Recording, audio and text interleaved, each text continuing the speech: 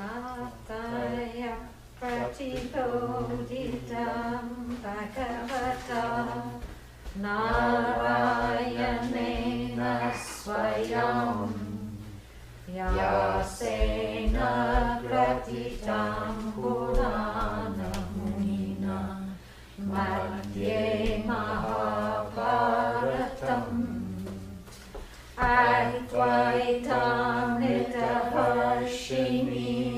Bhagavati Ashtadashadyayini Amba Twamanusandhatami Bhagavad Gita Bhavatveshini Namostute Vyasa Vishala Buddhe Pullaravindaya Tapatra Nedra Yena Tvaya Bharata Taila Purnaha Prajwalito Jnanamaya Pradipaha Brahmana Parijataya Totra Vedraikaparnaye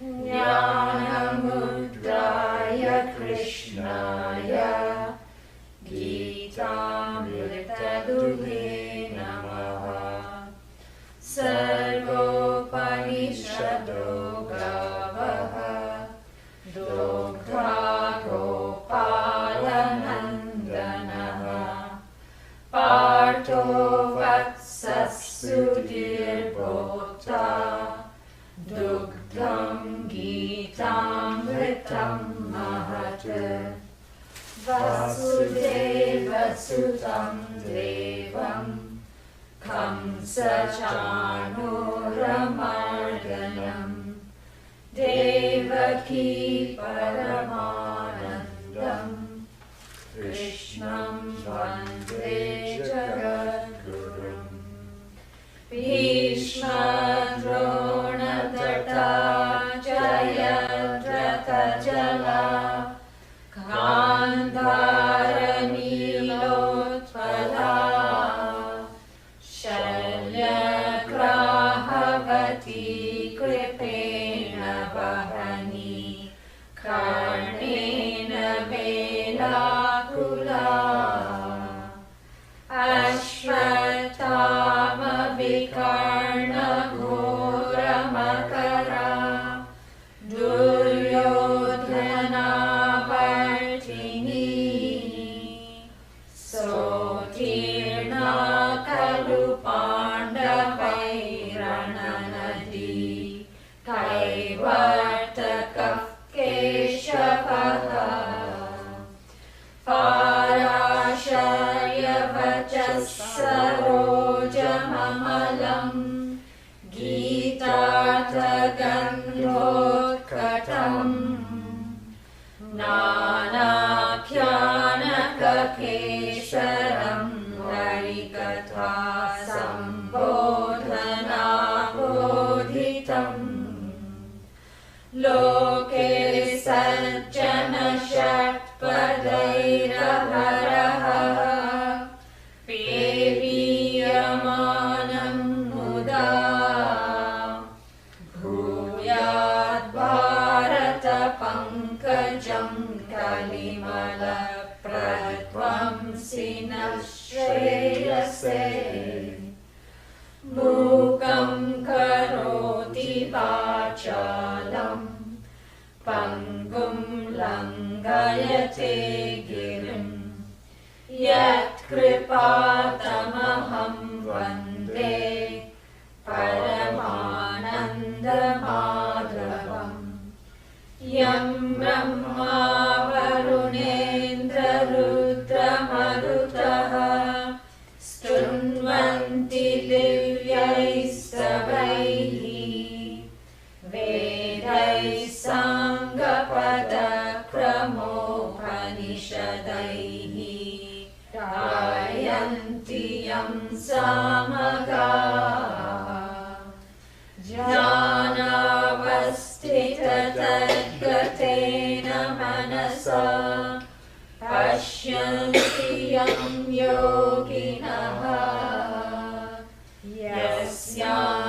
तं न विदुःसुरासुरगणाः देवाय तस्मै नमः देवाय तस्मै नमः।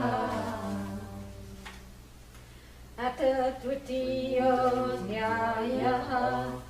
सञ्जय उवाच तं तथा कृपयाभिष्टम् अश्रुपूर्णाकुलेक्षणम् विषीदन्तमिदं वाक्यम् उवाच मधुसूदनः। श्रीभगवानुवाच कुतस्त्वाकश्मलमिदम् विषमे समुपस्थितम् अनार्यजुष्टमस्वर्ग्यम् अकीर्तिकरमर्जुन। क्लैब्यं मां स्मगमः पार्थ नैतत्त्वय्युपपद्यते। क्षुद्रं हृदय दौर्बल्यम् त्यक्त्वोत्तिष्ठ परन्तप। अर्जुन उवाच कथं भीष्ममहं सङ्ख्ये द्रोणं च मधुसूदन। इषुभिः प्रतियोत्स्यामि पूजार्हावरिसूदन। कुरु न हत्वा हि महानुभावान् श्रेयो भोक्तुं भैक्ष्यमपीह लोके। हत्वार्थकामास्तु गुरूनिहैव भुञ्जीय भोगान् रुधिरप्रदिग्धान्। न चैतद्विद्मः करवन्नो कवीरः यद्वा जयेम यदिवानो जयेयुः। यानेव हत्वा न जिजीविषामः ते वस्थिताः प्रमुखे धार्तराष्ट्राः।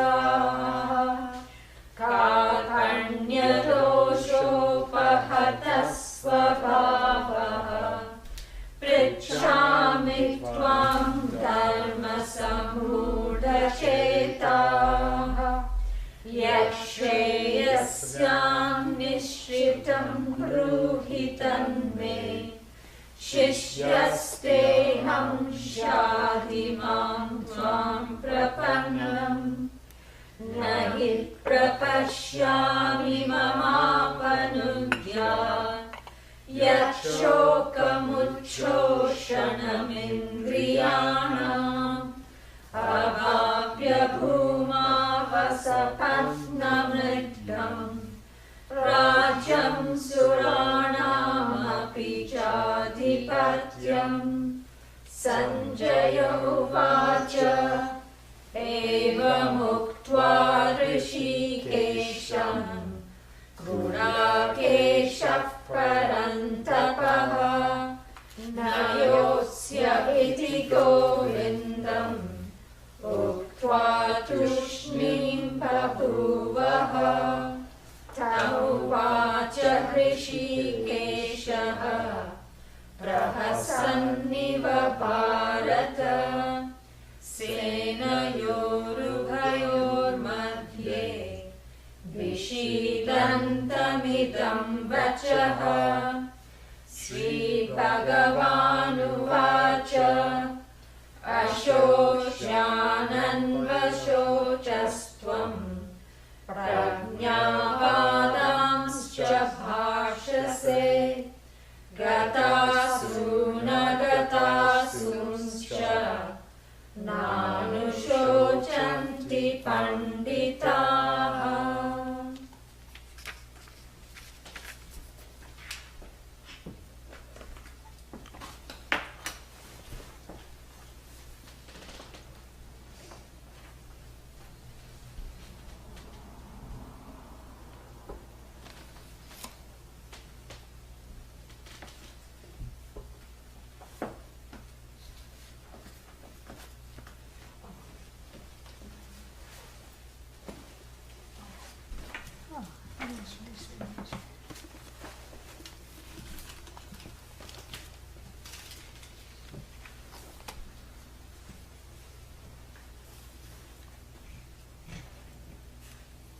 Om Sahana Vavatu Sahana Bhunaktu Saha Viryam Karavavahai Tejasvinavadhitamastu ma vidvishavahai. Om Shanti Shanti Shanti.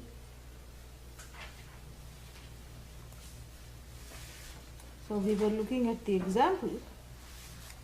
We were looking at the two tracks given by Bhagavan. There is a reason why he gets into this here now. Two tracks given by Bhagavan. He's going to tell that later. And what are the tracks? One is a path of complete and total commitment to the teaching, to the knowledge, to discovering the self as free of all afflictions, including sorrow, fear, strife, etc. That is one path. It's a path in the sense of being a committed lifestyle, where if one is ready, and that if is underlined and in bold, and if one is ready, one can take to this committed lifestyle of dropping all other actions. Because what are the actions predicated upon? We saw that recently, that actions stem from a fountain of desire.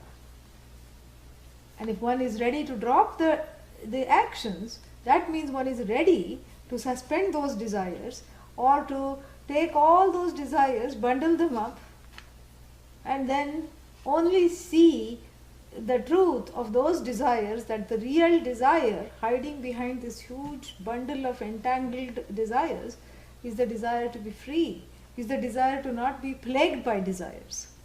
That is the final desire. The only desire is to drop all desires.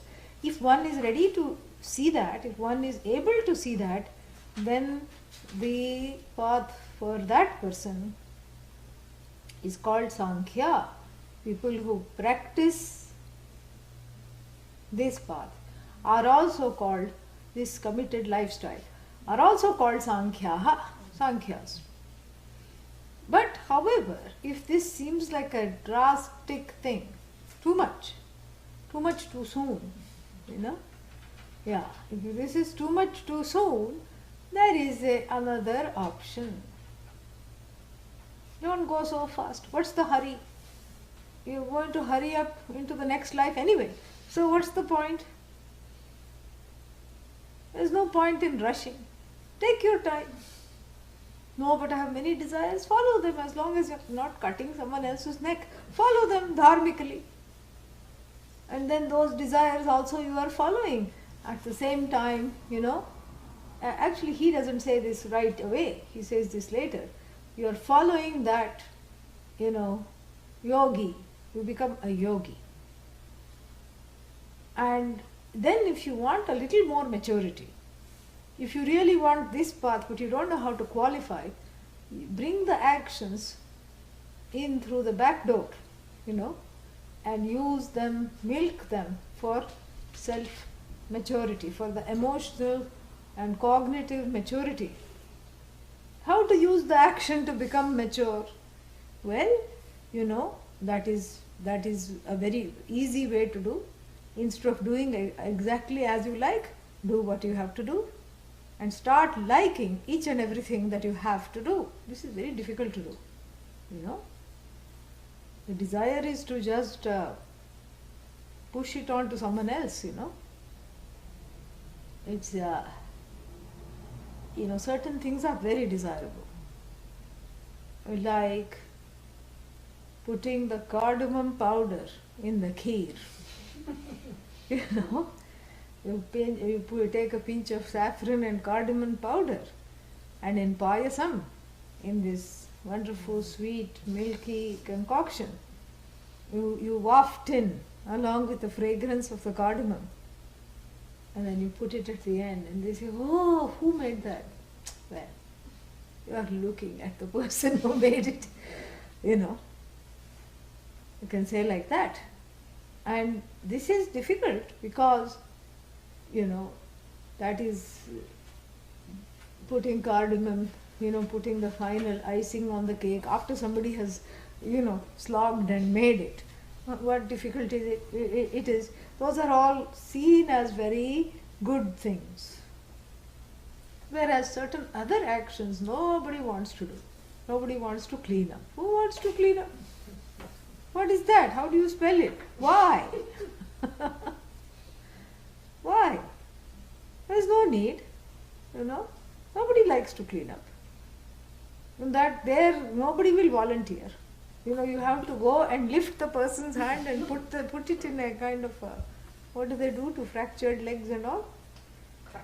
Traction. You have to put it in traction to make them volunteer.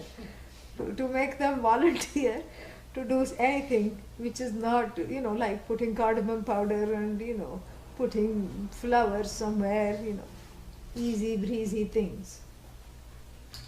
So here we are talking of something else. Here we are talking of gaining the emotional maturity. And how does this maturity come? By taking the opportunity with regard to action to suspend the desires, the raga dveshas, to suspend the raga dveshas. And how do you suspend the raga dveshas? You let it go. Because you are committed to doing what needs to be done. But how do I know what needs to be done? Most of the time I don't know what needs to be done. Well, you know, you have to get up in the morning, right? Well, not necessarily. Well, once you get up, you have to brush your teeth, right? Well, yeah, if I get up, I do have to brush my teeth. So therefore, you have to do that. I've told you, it's a social service to brush your teeth. You know, because other people will appreciate it, whether you appreciate it or not, you know. It's social service. You have to brush your teeth. You know, nobody likes brushing their teeth. Let's say this person doesn't like brushing their teeth. It's not their thing. But still you have to do it, correct? And usually just people do it very fast and not, you know, think about it. But you say this is not for the sake of brushing the teeth. This is not for the sake of looking good. This is for the sake of emotional growth. How can brushing teeth give me emotional growth? You know? It cannot remove all the bacteria in the buddhi. The bacteria of ragadveshas. How can it remove? It can only remove the bacteria in the gums. Yes, that I can understand, but it cannot remove buddhi bacteria, it cannot take care of.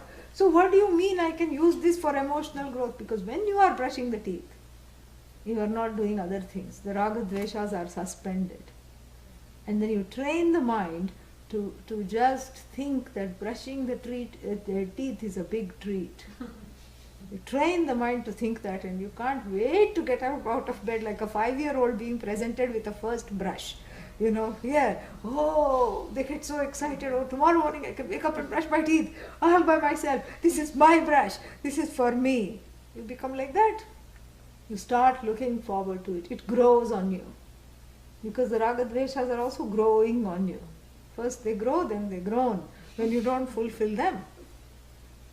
But then you bring the mind and the ahankara, the I notion, back to the actions that need to be taken care of.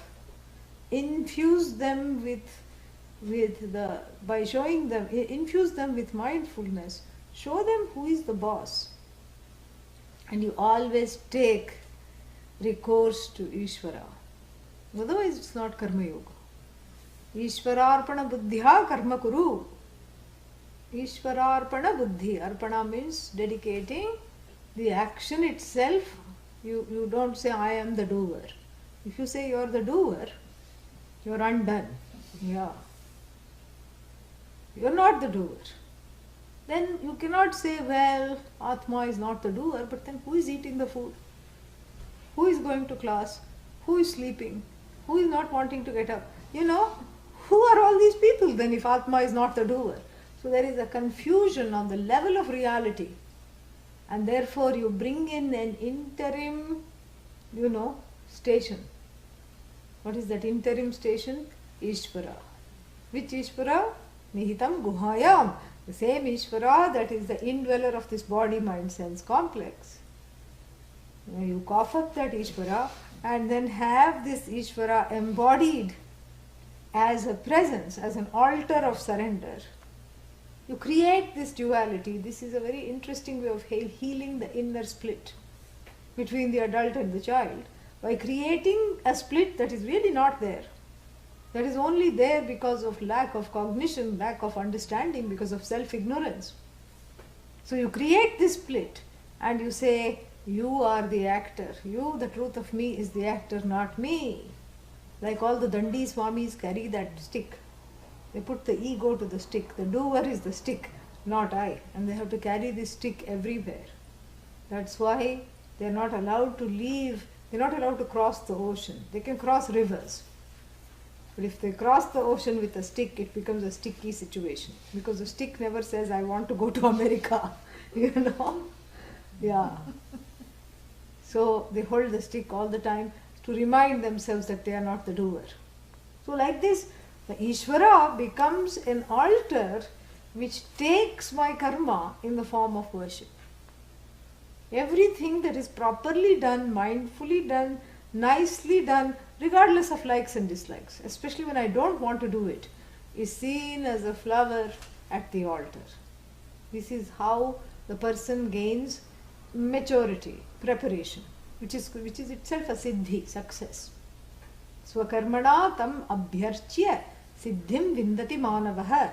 The human being gains siddhi by worshipping the Lord with their own karma, with flowers in the form of their own action. So action, the work, becomes worship. And for work to become worship, there is alignment between thought, intention, speech and action. There is alignment. But what if the thought says, follow the ragadvesha? That's not alignment, because here you are supposed to do something. Everybody has something to do. Something or the other. You can't just sit like that without doing. And even if you sit, that is also not doing. That's also a certain kind of doing. So, this is how you bring in the karma for those who are not yet ready to take the drastic path. The drastic path is fraught with fear for those who are not ready. And then the slow path. Slow means you do all other things in the meanwhile to mature you for this knowledge that really what you are seeking is yourself. That is what it is. After all this seeking, you understand what I am seeking is me. Ahameva. I am the seeker, I am the sought. Sounds very simple, but this is what it is. So the two paths have been clearly described in the Bhashya. And then also it has been told that the beauty about these two paths is that you cannot be on the quintessential, fence sitter. You cannot say, I think I'm going to follow both at the same time. How? I'm going to give up action and I'm also going to do the action. It's not, it's like saying I'm going to give up eating for today, but I'm also going to snack in between. I'm going to go on a fast, but I'm also going to be eating. In India they do this, And every day is a fast day. Mondays, Lord Shiva. Tuesdays, if the fellow has bad luck and nothing is working, Lord Ganesha. Wednesday, something or the other. Thursday, Guru. And Wednesday, Buddha. If the intelligence is dull, then you fast on Wednesdays. Guru, of course. Thursdays, Guru Vara. Guru Vasaram. Guru. And then Friday, Bhagavati, Devi, Goddess. Very auspicious. Money, all these things. Money giving goddesses. Yeah, don't look for money from the Lord. You are not going to get anything. Yeah. You will get a sore throat from asking for money. Money means you go to the goddess. You know how to go where, And then Saturday, very popular day for fast, because everybody has Shani, Saturn in the wrong place in their horoscope. So Saturday they will burn some, what is that called? No, this till, sesame seeds in black cloth.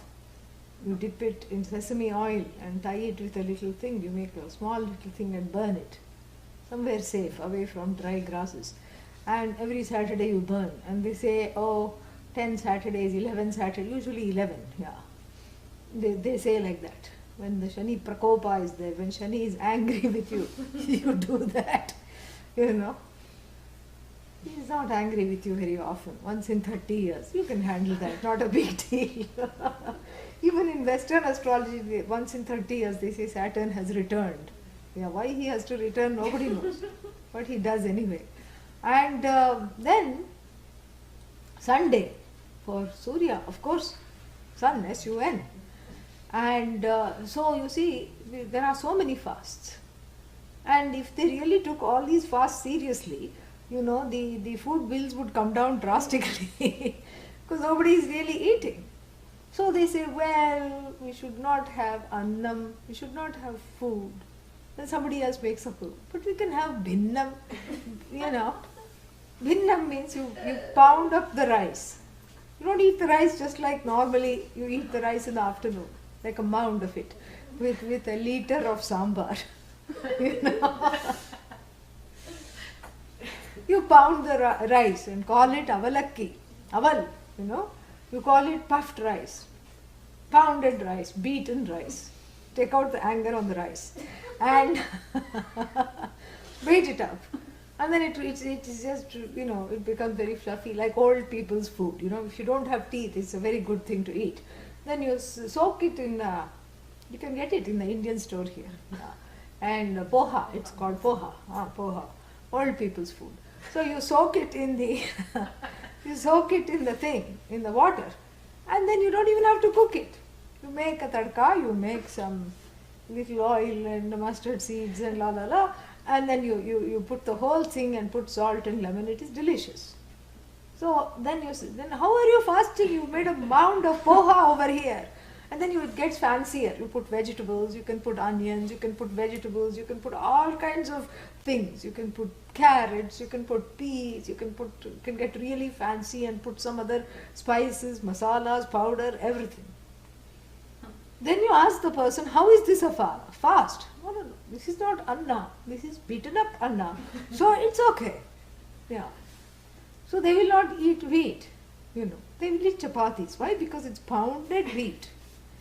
You know, it's transformed to not look like itself. And so therefore you are kind of fooling the various devatas. And you are eating all the time. You can't do this with karma. You cannot say, I have chosen the drastic path of giving up action, when in between two actions I will give up action.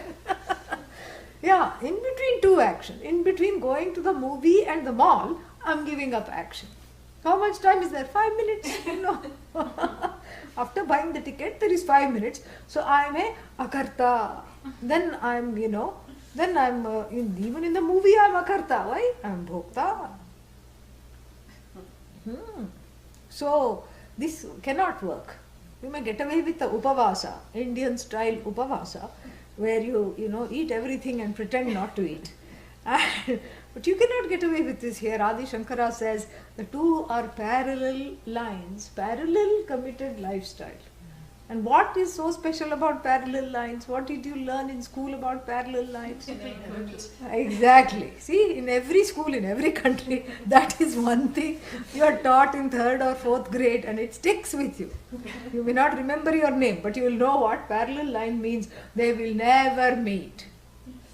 So these two nishthas are parallel lines. They are not going to meet. There is no way of combining a dollop of this, a little, smidgen of that, a dash of karma, a dash of, dharma, a dash of jnanam. No, this is not some kind of a, what is that called? Some clearance sale of all kinds of knickknacks and you just go and pick. It's not a buffet. It's not a jnanam buffet that you can go and pick. This is a thali, and if you order a thali in India, thali means, they don't tell you even what's on the menu. What do you want? Lunch? And that's a rhetorical question, don't answer. Because when you go for at lunchtime, that's what is available. So you're here for lunch? Yes. Okay. How many people? 3. All right. So he just goes and brings and plonks it in front of you. You cannot say, I'd like the rice but without the turmeric. I'd like the chutney but can you take away the idli? I'd like this but not that. None of that is available. You know? And then if you don't finish something, the neighbors will say, what? You're going to waste that? Why? It's so good. Eat. They will tell you that. You know, this is what is called non-choice thali culture. This is what it is. And you cannot argue. Here, you know, I want the salad, but the dressing on the side. You know, I want the marriage, but the spouse on the side. You know, all these things will not work. Each committed lifestyle, each nishtha comes with a certain set of disciplines, rules and, you know, choices and regulations, and the two cannot mix. You cannot say I'm going to bring these two together, and neither it is the intention of the Gita. We have seen all this. Nor is it the intention of the Lord who is teaching the Gita to mix up this karma and jnanam, and there is no need to do that because jnanam is all that you need. Karma you need if you are not ready for jnana. And therefore, then, and don't try to bring in enlightened people who are everywhere and who did not take sannyasa and who are managed to rule the kingdom, and having ruled the kingdom, you know, they were doing both jnanam and karma. They were not doing karma. If you know I am not the doer, how are you doing karma? They were not doing karma, they were just doing things so that their subjects and the people they happened to inspire did not go astray. This is what it is. And so there is no mix-up. This was like the major portion of the Bhashya, which was talking about there being no mix-up at all. And before that, I'm just summing up what we have studied so far. He's getting ready to conclude. And before that, what did he say? That Shoka and Moha are the two samsara bija bhutau, Shoka Mohau. This Shoka and Moha, you know, how, that's why, how they become the seed of samsara, that how is hidden in Shoka Mohau. How? Yeah, how they become the seeds of samsara was shown. Because of this the person grieves, because of this the person is feeling the notions of bondage, and because of this the person has this glub glub glub feeling, you know, and this has to be removed. And why is this feeling? Because they are not clean with regard to their actions. There is not a clean relationship with regard to their actions. What do you mean there is not a clean relationship? Because they second guess themselves. They're like Arjuna, who was a committed warrior, wants to stop the war. He's second guessing himself. And so most of the people want to run away when the life gives them something which is difficult to do. They are nowhere to be seen, they run away. All right, they are not anywhere in the scene. But what about the few that plod along with a sense of duty? We saw that also. They mumble, grumble, fumble, and they make the life so unpleasant. Why? Why do they mumble, grumble, fumble while doing their dharma, while doing their actions? Because they are overly attached to the results. It makes them insecure. That was the first problem. You know, phalabhisandhi purvaka. You know, kriya, all action was phalabhisandhi purvaka. And then what was the second problem? Kartritvam sahankara. So wherever they went, the ahankara followed. In fact, it led the way. You know, it said, ehi, ehi, come along if you want, I'm going. I'm going to get some credit. Are you coming? This is what the whole thing was. And so this is why, and the only antidote is to give up action in the wake of knowledge. Ironically, because whether you leave the action, not like Arjuna did, but give up the notion I am the actor. That is the thing for both these, both these diseases, both these ailments with regard to karma, both these, this sense of dis-ease with regard to karma, whether you want to leave or whether you want to continue grumbling and doing, the antidote is self-knowledge. And for self-knowledge, you don't need any action. This all was mentioned, And now he's getting ready to sum up. Very nicely he says. And he reiterates this because I think in his time there was an abiding presence of these mixer-uppers. Even now it is like that. Even now if you ask any Swami, they will say Gita is all about doing your duty. A lot of Swamis say this. Many things they say. And you have to be very, very careful. Yeah, they may say all kinds of things. And the Gita is fraught with, as many verses in the Gita. How many verses? 750 odd verses. As many interpretations. As many verses, as many interpretations. As many books. Each one is confusion, abiding in confusion. That's what the whole thing is. And the sad, happy thing is that even in Adi Shankara's time, the same confusion was there, and it has been reproduced. So, along with the exalted lineages of knowledge, we also have equally exalted lineages of confusion, confused conclusions. Sad, but true. So he insists again. He says that he gives various examples to back his claim, like if the mix-up was possible, then Arjuna would not have asked the question which is better, because the Lord is saying both have to be done, first this then that.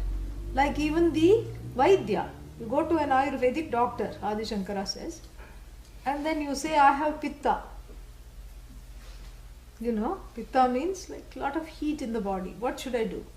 And the doctor says, eat something sweet and cold. We concluded that the best sweet thing and cold thing is what? Ice cream. Eat some ice cream. Eat some sweet and cold. And what does the fellow do? He asks, which is better, sweet or cold? Crazy. How can you, when he says both have to be consumed, there's no point in saying which is better.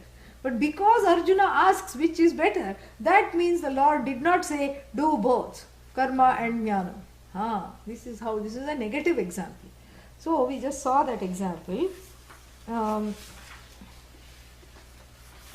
And he backs it up with many other verses which we are not going to go into. We'll see them. And he also says enough of the quotations now, because I'll have to explain them afterwards. He says that also.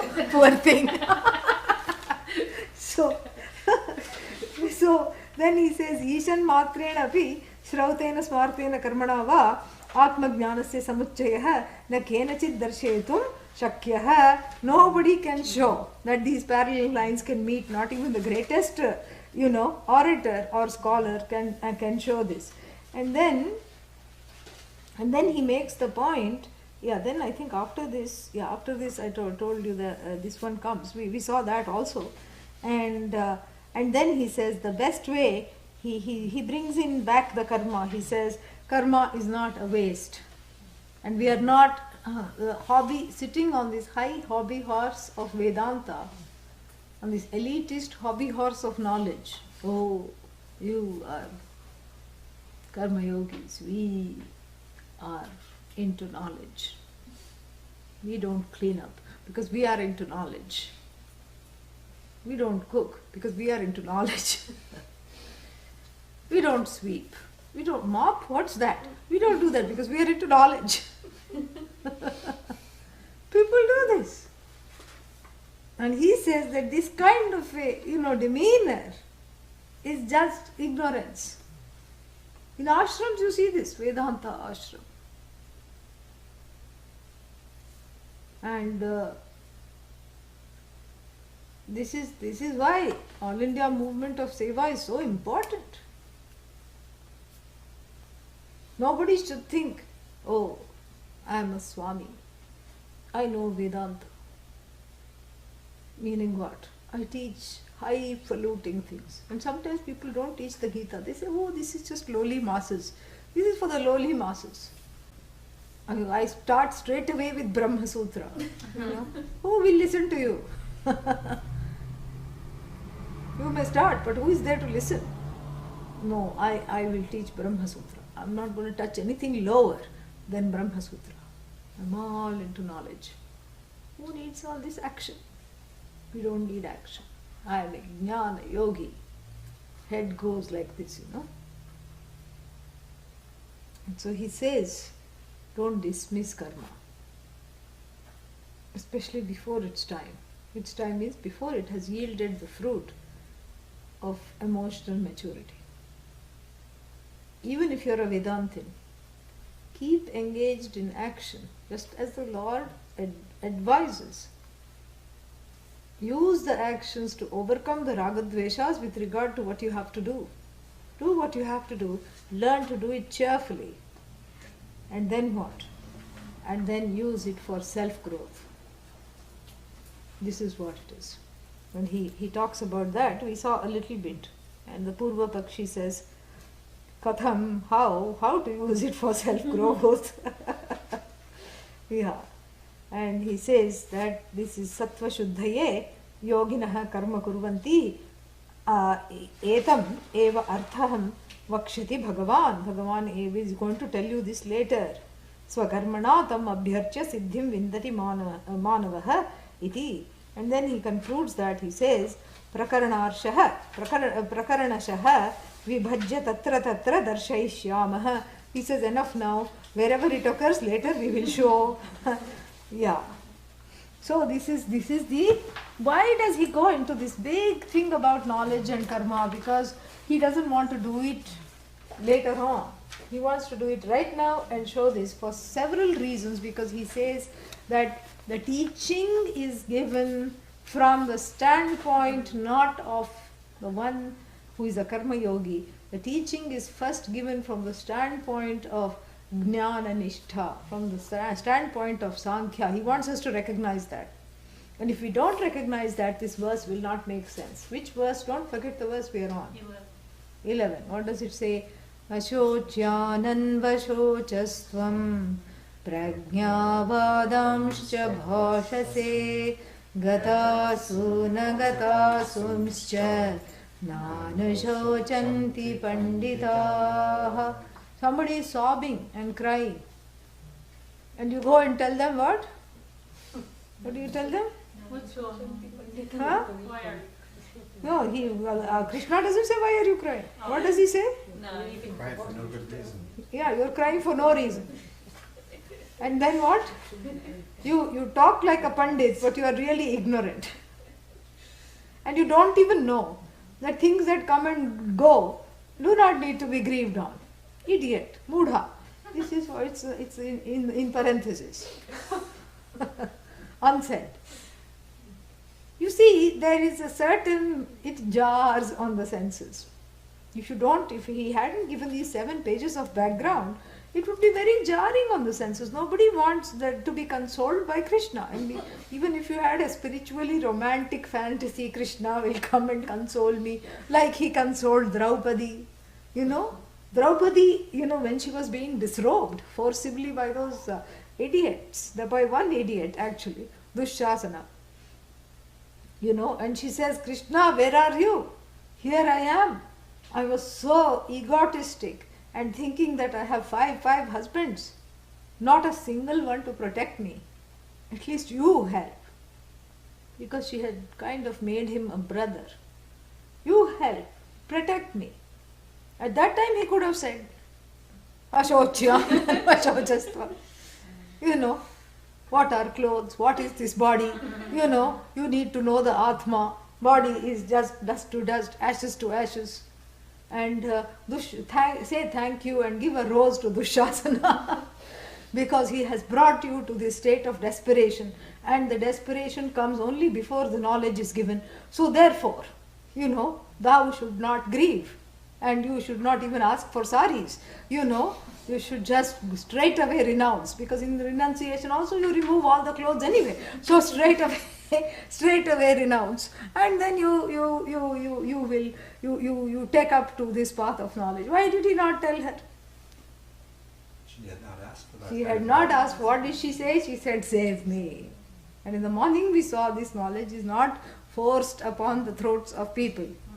Only when they are ready, after having sufficiently ascertained that they are ready. And in between, if they get unready, then also the knowledge doesn't take place. It just stops. not even that the teacher stops. It stops. It just happens. That's why we have to remain prayerful to not let there be a gap or a breakage of any kind until the knowledge has been, completely assimilated. For that person, the pursuit stops. I have seen this again and again. So we have to be very prayerful that if the knowledge is coming, until I have gained this, let the fire of desire for the knowledge keep burning. Let no misunderstanding, fears, terrors take me away from the teaching, from the teacher. I have to keep myself ready in a state, and let the ego not come and mar like a big eclipse, Rahu, mar my light, my ability to assimilate, my confidence, my self-worth, and let not my need for approval overpower the ability to listen. All this we have to keep saying. This is not a small thing. So if Draupadi had said, oh my God, Shishyasteham Shadhimam Tvam Prapannam, if she had said that, he would, he would have said, okay, say thank you to Dushasana and let him open the sari, no problem, it's fine. You are going to become a yogini right here, right now. You are going to be a sannyasi, and you should just take to a life of sannyasa because this is what life is for. He has just hastened the procedure, no problem. Wish him well, bless him and send him away. See him as the nimitta for your vairagya. Take vairagya first from the sari and then we'll see. He should have said that. No, he was so kind to her and he said, okay, no problem. Before I became, I have many roles here. First I came as the fish, Matsyavatara, and saved the world. And then I came as Varaha, a boar, not B-O-R-E, okay? Here everything has to be explained. Yeah, B-O-A-R, boar, yes, a wild pig. And Kurma Avatara, like a turtle. All these ways I saved the planet from deluge. I taught ecological sustenance through all these animal avatars. Then I came as the mad Parashurama, and then, I came as Buddha, and before that Rama I came as, and now Krishna, then I will come as Buddha, and finally the best for the last, Kalki. Kalki is reserved for Kali Yuga, a terrifying avatara that does not argue, that just chops the head off first and then asks questions of adharmic people. This is Kalki. So, so I have, and in my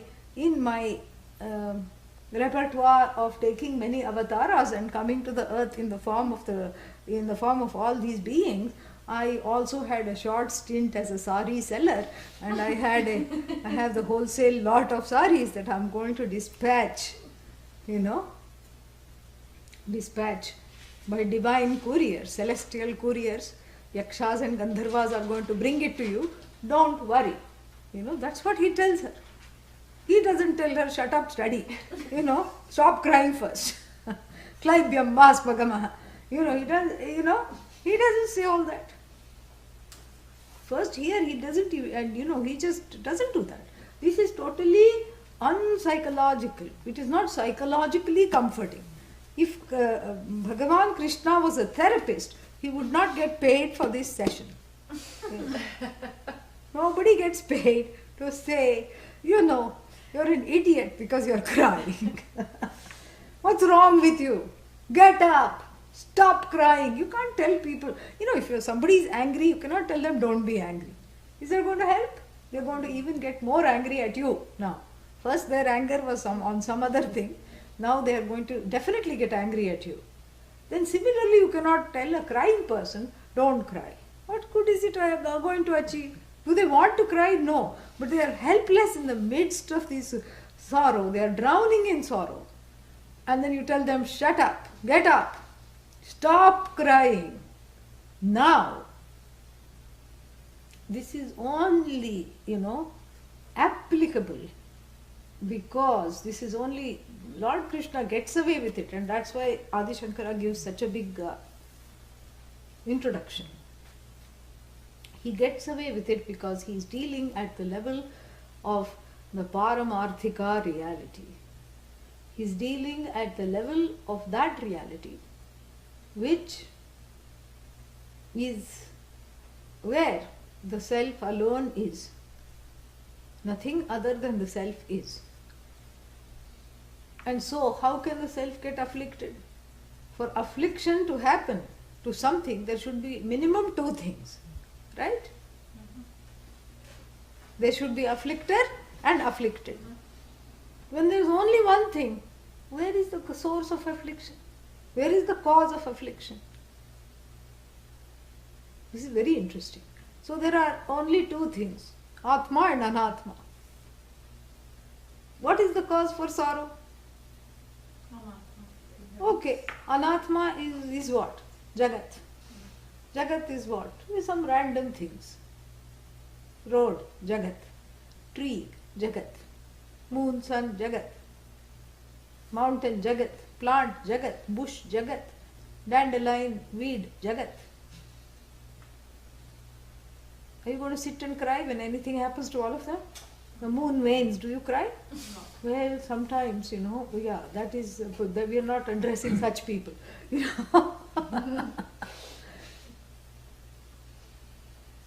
Vedanta takes care of garden variety neuroses, not garden variety psychoses.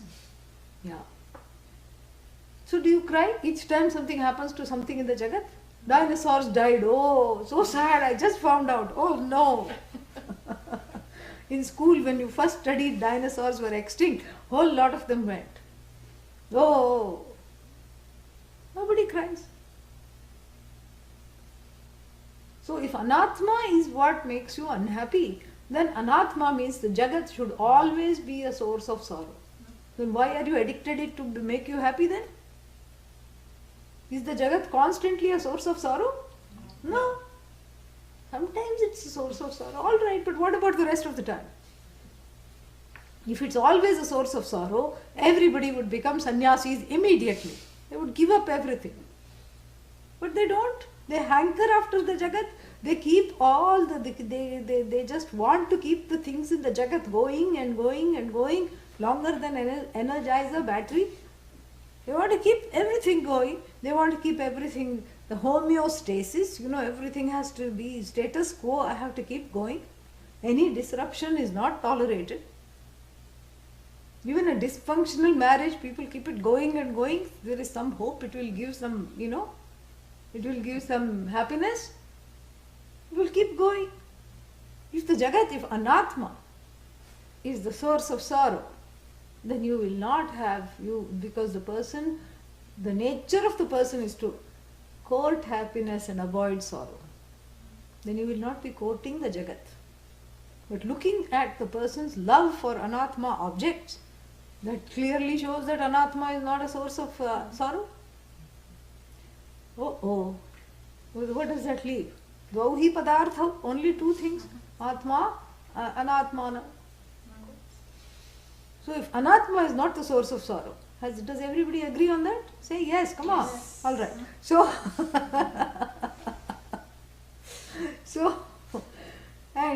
so then what does that leave? Atma. Is Atma the source of sorrow? No. That everybody is so sure of so quickly. How come?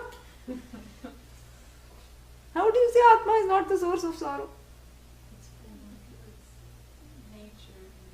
Its nature is Purna. Okay, I heard Purna somewhere. Okay, I heard nature somewhere. Okay, nature is Purna. There's no second.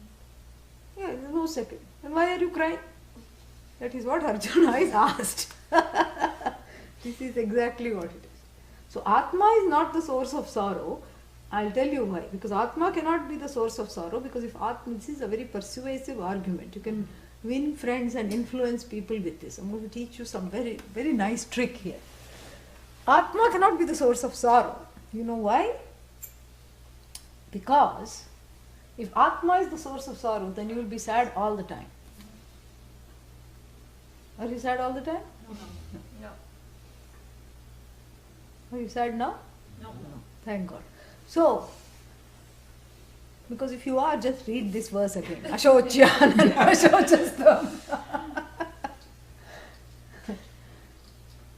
So, the Atma cannot be the source of sorrow, because then you will be happy being sad. Sadness becomes your nature. If Atma is the source of sorrow, that which is its nature cannot be removed, and that if sadness is its nature, if it's the source of sorrow, it's a sorrow production factory, it's keeping on producing sorrow and reproducing sorrow, then that's all it knows. And like Pujya Swamiji says, we will have to send condolence letters each time you get happy. Oh, 3 happy things happened to you this week? Oh no, that's so sad. You are such a dharmic person, but 3 happy things happened to you? How? This is one. And when sad thing happens, you will have to send a letter of congratulations. Congratulations on your loss. Because that is what you know. That is what you know. I lost the job. Ha ha ha. That's what you will say. You will be happy with the loss, because the loss leads to sorrow, and sorrow is your own nature. Na svabhavasya nivrittihi. Nivritti means there is no freedom from one's nature. Like even if 1,000 Shrutis come and say fire is cold, are you going to believe that? That's not the nature of fire. Just because Veda says fire is cold. Fire's nature is hot. And if Atma's nature were sorrow, or a sorry Atma, then you will be feeling sorry all the time. But then if feeling sorry all the time, eternally sad, means happy. Yeah, think about it. Always sad means happy. Everyone, always sad. But that's not the case. I cannot handle sorrow. I cannot handle it. I don't want to touch it with a barge pole. And if by chance it comes, I want to remove it immediately by any means necessary, including pharmaceutical means. Even the pharmaceutical companies, they have not studied Ashocyan and Ashocastvam. Gatasum, agatasumscha, na anushochanti, panditaha. They have not studied. They don't even know. If you go and recite this verse to Glaxo and all these pharmaceutical companies, they don't know. They'll say, what is wrong with you? You're talking in tongues. They don't know. But what do they know? That nobody can stand sorrow.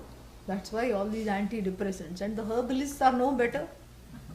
You have so many things. Somebody told me recently, kawa. Kawa in Hindi means crow. Crow, kawa in Hindi.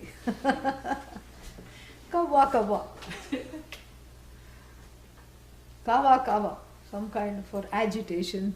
All these undesirable, interlopers, emotional states that are undesirable, which the Atma, the I, cannot stand. Any means necessary, one wants to get rid of them. One will take drugs, from rug to drug, anything, You just cannot handle it. So the pharmaceutical companies, the herbal companies know this. And another one, Saint somebody or the other. Saint John. Saint John's wort. Yeah. Not wort. W-O-R-T. Yeah. Some kind of red tincture it is. And you know what it is good for? It is good for sad, that seasonal Atma disorder.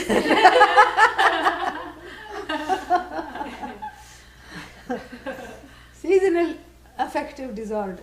Like when the sun doesn't come out for a long time, like in these northern climes, the sun doesn't come out, and then you feel like you're living under a thick teacup. And and then, you keep taking, I'm told that the Saint John's wort really helps.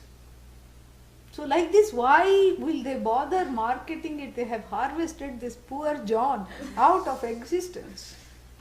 It's no longer available in the wild because when people, when they do things in America and the Western countries, they just go overboard. Everyone is an extremist. So then, why do they have all these antidepressants? Because even the pharmaceutical company, which has never even touched the Bhagavad Gita, knows, the CEOs know that sadness is an aberration to the self. When sadness visits, it has to be firmly, first you collect all its belongings, put it in a suitcase, and firmly you give it the eviction notice. You have to forcibly evict the sadness. They also know. So sadness doesn't belong to the Atma, correct? Yes? No? Yes, Okay. that's all. Then sadness doesn't belong to Anatma. Ayyo. Where is the sadness then? Confusion. Huh? Yeah. So confusion. Is sadness real? If it is really there, is its existence real? The people are not quite ready to say no. No. It's a dependent reality. If you say no, then that means, then I will ask the question, why are you buying Kleenex if sadness? Why do you have such a big room stock full of Kleenex? Cupboard is full of Kleenex. Why?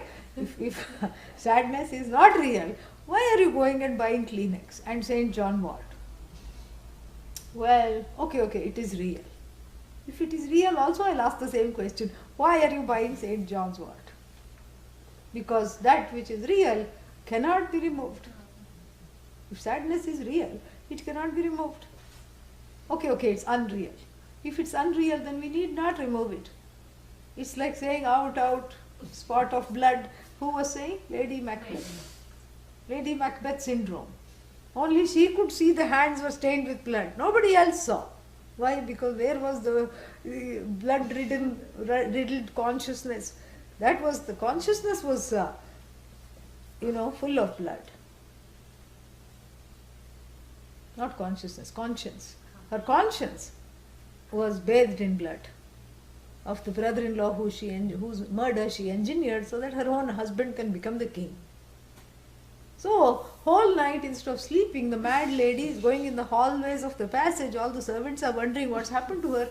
Oh, wash away, out. Oh, my hands are full of blood, I can't handle it. Giving all these, Shakespearean monologues. That means she had studied Shakespeare. So, she is just going on and on. Sadness is like the blood on the Lady Macbeth's hands. If it is unreal, it need not be removed. If it is real, it cannot be removed. So, where is this sadness? That is first question. Second question, do we have to wait till Tuesday to find out? That's the next question. If we're lucky, we will. Exactly.